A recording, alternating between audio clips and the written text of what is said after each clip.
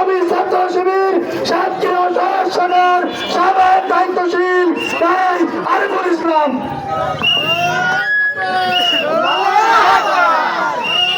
আসসালামু আলাইকুম ওয়া রাহমাতুল্লাহ। সম্মানিত উপস্থিতি, আজকের এই ত্রয়োদশ জাতীয় সংসদ নির্বাচন উপলক্ষে আজকের এই আমাদের পথসভা এবং মিছিলে উপস্থিত 8 এবং 9 নম্বর ওয়ার্ডের সমস্ত এলাকার লোকজন এবং আমাদের সম্মানিত দায়িত্বশীল বৃন্দ, আসসালামু আলাইকুম ওয়া রাহমাতুল্লাহ। আপনারা জানেন আগামী 12ই ফেব্রুয়ারি আমাদের ত্রয়োদশ জাতীয় সংসদ নির্বাচন। ইনশাআল্লাহ সংসদ নির্বাচনে দাঁড়িপাল্লা মনোনীত প্রার্থী আমাদের সর্বজন শ্রদ্ধা হুজুর মুহাদ্দিস আব্দুল খালেক সাহেবকে দাঁড়িপাল্লা প্রতীকে আমরা ন্যায় বিচার এবং ইনসাফ নিশ্চিতের জন্য ভোট দিতে পারি তো ইনশাআল্লাহ। আমাদের ভোট হবে দুইটি, একটা হচ্ছে ন্যায় এবং ইনসাফের পক্ষে ইনশাআল্লাহ।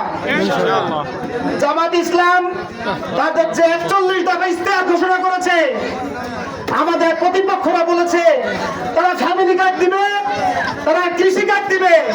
বাংলাদেশ জামাত ইসলাম ঘোষণা করেছে ওয়ান সিটিজেন ওয়ান কার্ড, একজন সিটিজেনের একটাই আইডি কার্ড থাকবে। এই আইডি কার্ডের বিপরীতে তার সমস্ত সুযোগ সুবিধা দেওয়া হবে ইনশাআল্লাহ। আমরা ফ্যামিলি কার্ড কৃষি কার্ডে বিশ্বাসী নয়। আমাদের দেশের যে নাগরিক মানবিক সমস্ত গুণাবলী তার থাকা পরে সমস্ত সুযোগ সুবিধা সে পাবে ইনশাআল্লাহ। কোন কার্ডের বিপরীতে তাকে অত্যন্ত চাঁদাবাজিদের হাতে তুলে দেওয়া হবে না ইনশাআল্লাহ। আমরা ওয়ান সিটিজেন ওয়ান কার্ড নীতি বাস্তবায়ন করবো ইনশাআল্লাহ। মুহাদ্দিস খালেক সাহেবকে শক্তিশালী করে আগামী দিনে জামাত ইসলাম যদি সরকার গঠন করে, ইশতেহারে আরো বলা হয়েছে প্রত্যেকটি জেলাকে এক একটি মেডিকেল হাব তৈরি করা হবে ইনশাআল্লাহ। মেডিকেল হাব তৈরির অর্থ হচ্ছে কোন মানুষকে আর ঢাকায় চিকিৎসা নিতে যাওয়া লাগবে না ইনশাআল্লাহ। কোন মানুষকে আমাদের পাশের দেশ ইন্ডিয়ার চিকিৎসা নিতে যাওয়া লাগবে না ইনশাআল্লাহ। বাংলাদেশ জামাত ইসলাম যদি সরকার গঠন করে, বাংলাদেশের সমস্ত মানুষকে বিনামূল্যে শিক্ষাক্রমের আওতায় আনা হবে ইনশাআল্লাহ। কোন যুবককে আমরা বেকার ভাতা দেব না। যুবককে বেকার ভাতা দিয়ে তাকে আত্মসম্মানহীন বানাতে চাই না জামাত ইসলামী। বাংলাদেশ জামাত ইসলামী আত্মসম্মান নিয়ে বাঁচতে চায়। যুবকদেরকে তাই প্রশিক্ষিত করে দেশে এবং বিদেশে কর্মক্ষমতার মাধ্যমে তাদেরকে সর্বোচ্চ চাকরি নিশ্চিত করতে চায়।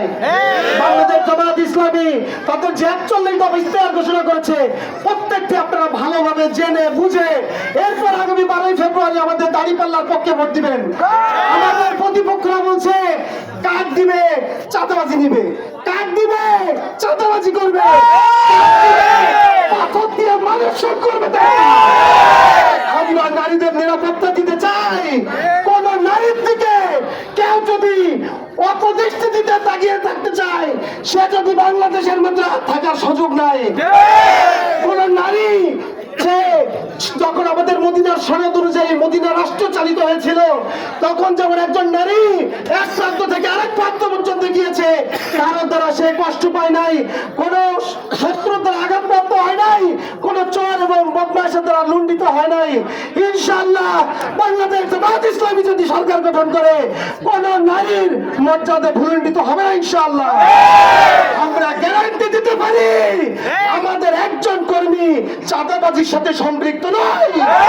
আমরা গ্যারান্টি দিয়ে সেই সরকার গঠন করতে চাই ইনশাআল্লাহ। আপনারা কি দাঁড়িপাল্লার পক্ষে থাকবেন তো? ন্যায় এবং ইনসাফের সাথে রাষ্ট্র পরিচালিত হবে ইনশাআল্লাহ। একজন ভ্যান চালকের জন্য যে শাস্তি হবে, ডাক্তার শফিকুর রহমান যদি অন্যায় করে তার জন্য সেই শাস্তি হবে ইনশাআল্লাহ। আমরা সেই সমাজ গড়ার জন্য দাঁড়িপাল্লার পক্ষে থাকবো ইনশাআল্লাহ।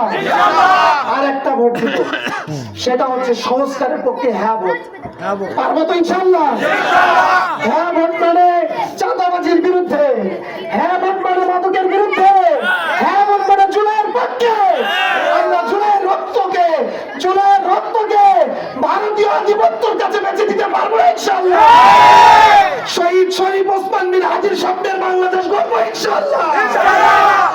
নারায়ে তাকবীর। বাংলাদেশ জামাত ইসলামী জিন্দাবাদ। পাঁচতলা বাগুড়া 8 নম্বর জিন্দাবাদ। আসসালামু আলাইকুম ওয়া রাহমাতুল্লাহ।